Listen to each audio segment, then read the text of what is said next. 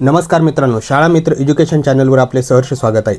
आजच्या या व्हिडिओमध्ये आपण ड्रॉपबॉक्स इम्पोर्ट व स्टुडंट रिलीज रिक्वेस्ट मॅनेजमेंट या दोन टॅबमधील फरक समजून घेणार आहोत। जेव्हा एखादा विद्यार्थी नव्याने आपल्या शाळेमध्ये प्रवेशित होतो त्यावेळेस आपण त्याला रिक्वेस्ट पाठवून किंवा इम्पोर्ट बॉक्समधून इम्पोर्ट करून आपल्या शाळेमध्ये घेत असतो, परंतु कधीकधी आपल्याला गोंधळ निर्माण होतो।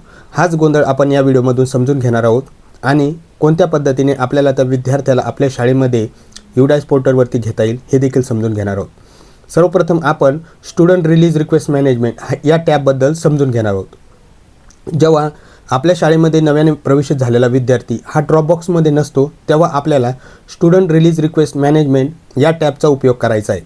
या टॅबचा उपयोग करत असताना आपण त्या टॅबवरती क्लिक केल्यानंतर आपल्याला अशा पद्धतीचे दोन ऑप्शन दिसतात आणि या ठिकाणून आपण तो विद्यार्थी इम्पोर्ट करू शकतो। या ठिकाणी देखील आपल्याला दोन ऑप्शन दिसत आहेत बघा, विथिन स्टेट आणि आउटसाइड स्टेट।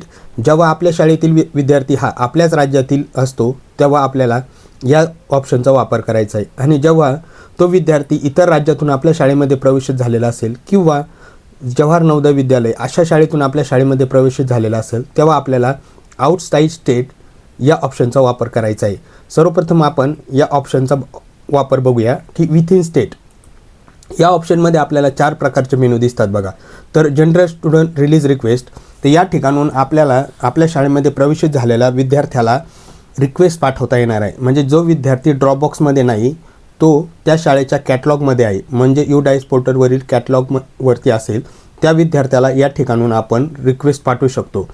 आपण रिक्वेस्ट पाठवल्यानंतर समोरच्या शाळेला 2 नंबरचं जे ऑप्शन दिसतंय अप्रूव्ह स्टुडंट रिलीज रिक्वेस्ट, तर या ऑप्शनवरती जाऊन आपण जी रिक्वेस्ट पाठवलेली आहे त्या रिक्वेस्टला अप्रूव्हल द्यायचं आहे।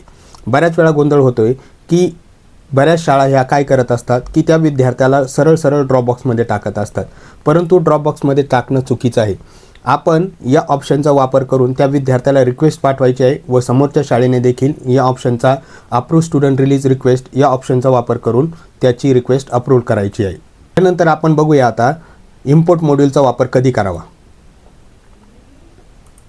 बघा मित्रांनो, या ठिकाणी आपल्याला इम्पोर्ट मॉड्यूल दिसतंय, तर इम्पोर्ट मॉड्यूल आपल्याला विथिन स्टेट म्हणजे आपल्या राज्यातील जो विद्यार्थी आहे तो आपल्या राज्यातील जो विद्यार्थी आपल्या शाळेमध्ये प्रवेशित झालेला असेल तर आपल्याला या ऑप्शनचा वापर करायचा आहे।